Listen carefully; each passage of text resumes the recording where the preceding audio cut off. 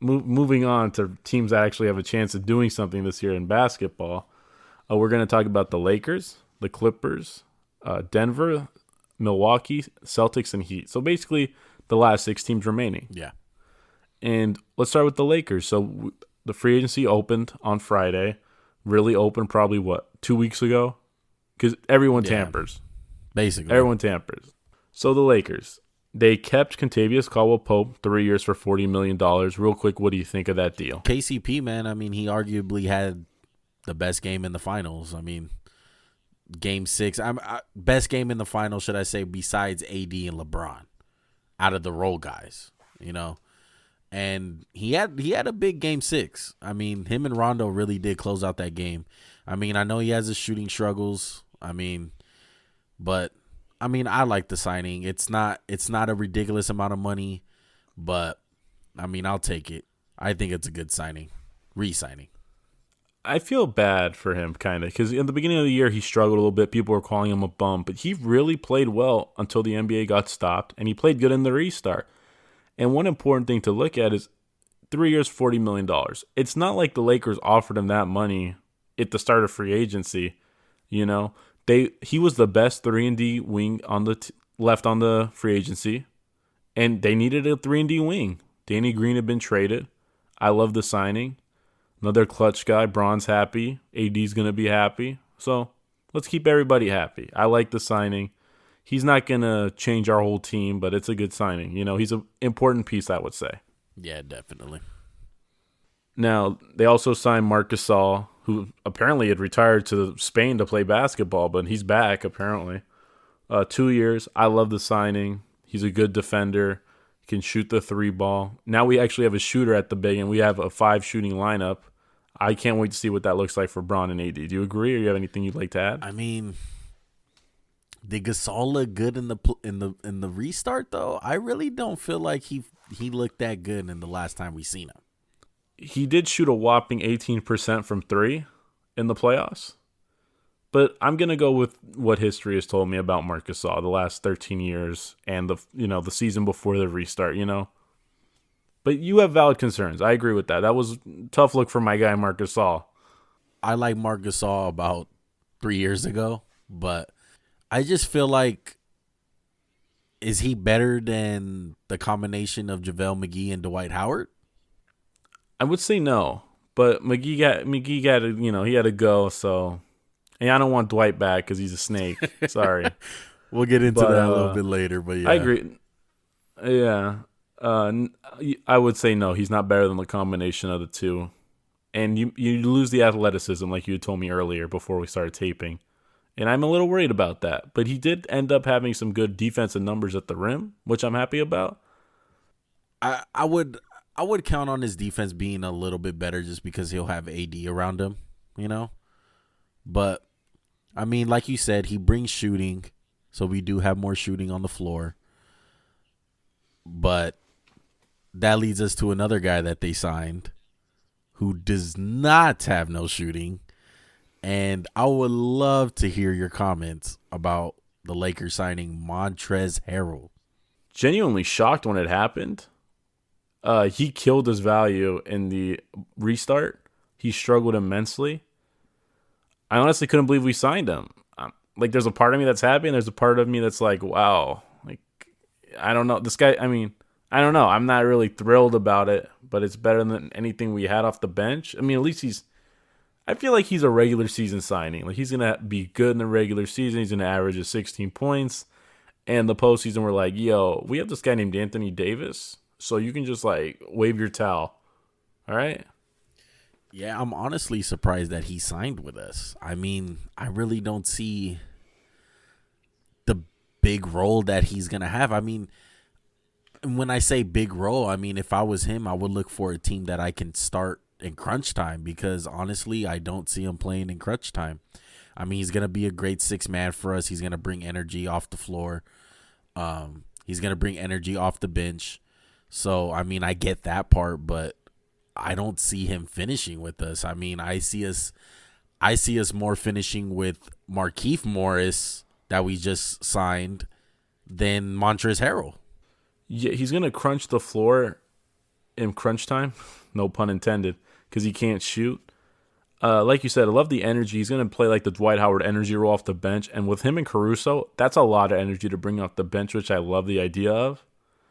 But honestly, I think he signed with the Lakers, one, because he hates the Clippers because of the star treatment Paul George and Kawhi get. Paul George might not deserve that, but that's a whole nother debate. But I think that's why he signed with the Lakers, just to stick it to the Clippers. And he's a clutch guy, I believe. And I think people think LeBron's going to get me paid. That's what I think. I don't love it. I'd say overall I'm like 60% happy with it, 40% like about it. I mean, Laker fans are thrilled about it. A lot of Laker fans don't look at the big picture of it. It's essentially a 1-year contract. If he balls out, he ain't coming back. He's going to get paid. Yeah.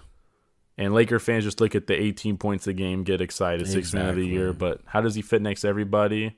One thing I'll say is I kind of believe he can fit because AD and LeBron with you, anyone could fit next to them because they're so versatile.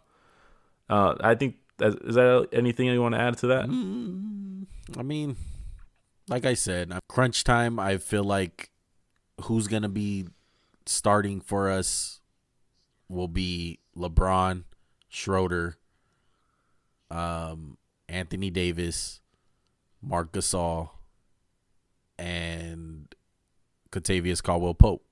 And if we play a team who goes small ball, I feel like they'll replace Gasol with Markieff Morris and just slide AD to the 5. So I mean, I don't see him in crunch time. I think that's just a big problem to me personally, but he's going to bring energy. He's going to probably win games for us on those nights where we're playing Detroit or Atlanta. Well, probably not Atlanta. Atlanta's probably they signed a couple of guys, or like the Charlotte Hornets, on a back-to-back, and he's going to bring that energy, like you said, with Caruso and with guys off the bench. So he's going to ball. I don't feel like he's going to be a flop. I don't love the signing as much as other people do.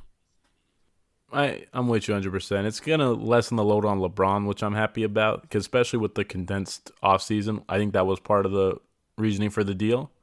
But that's enough about Montrezl Harrell, honestly. I'm tired of talking about him. But you brought up Dennis Schroeder, and this is really the last Laker thing we're going to talk about. I love Dennis Schroeder, the pickup. He's a dog. Chris Paul talks about him. He's a dog. He says, I'm going to miss Rondo's leadership. It sucks to lose Rondo and playoff Rondo.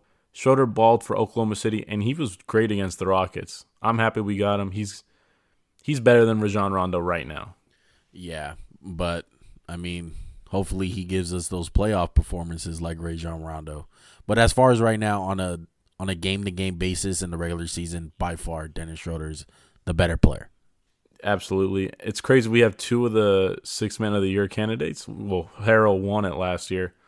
But now we have two of the best six men in the NBA, and everyone was questioning our bench last year. Do those questions get answered? I think so. I mean, he brings athleticism to the squad. I mean, he's gonna be fine. I have faith in Schroeder. I love the trade. I mean, I feel like he's gonna play well. He's gonna do his job, and he's a non-flashy type of guy. I mean, I feel like he just does his job. So, overall, I like what the Lakers and Rob Pelinka did, and then / LeBron, because we know LeBron has his hands in there. But I like what they did. I mean, I like what they did. I'll give them an A. I'll give them an A- for what they did. I think it would have been an A+ if they would have signed Serge Ibaka instead of Montrezl Harrell. But that's just me. I know you loved yourself some Serge Ibaka too. Yeah, I was sad to see him go to the Clippers, and we're going to get into the Clippers right now, actually. Another great transition by one. You're killing it today. I just wanted to ask you real quick, which of the Lakers free agents that left are you going to miss the most? Avery Bradley, Dwight Howard, and Rajon Rondo. I think I would say Rajon Rondo, just because we didn't really see what Avery Bradley could have did in the bubble because he didn't play. But I think the player who's going to have the most impact for a team that you're going to see is Avery Bradley. He's on a Heat team that's full of dogs. They just got themselves a baby pit bull on their squad now. I mean, Avery Bradley, he fits the Heat to a T. Am I wrong? Perfect Heat culture guy. Yeah, Pat Riley's gonna love him, but we're probably gonna miss Rondo more out of all those guys. Rondo, because I think Rondo gave us the most impact in the biggest games, and just listening to Jared Dudley. I mean, shout out to Jared Dudley. I mean, the way that he was talking about how Rondo was in that locker room and how big of a voice he was, it's gonna be big. It's gonna be big losing Rondo, but I have faith in LeBron, so I think we'll be fine. But I feel like Rondo was the biggest loss. I agree with you. I'm gonna miss Rondo the most. I'm gonna miss good Rondo the most. Bad Rondo, I'm so happy to get rid of him.